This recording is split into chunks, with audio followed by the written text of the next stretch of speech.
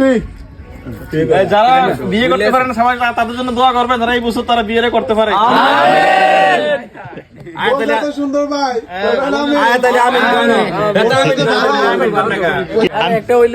ভাই আয়াত আলী জন এই বছরে বিয়েটা করতে পারে সিনিয়র লোক, সাথে কামরুল কামরুল জন এই বছরে বিয়েটা করতে পারে, সবাই বলো আমি।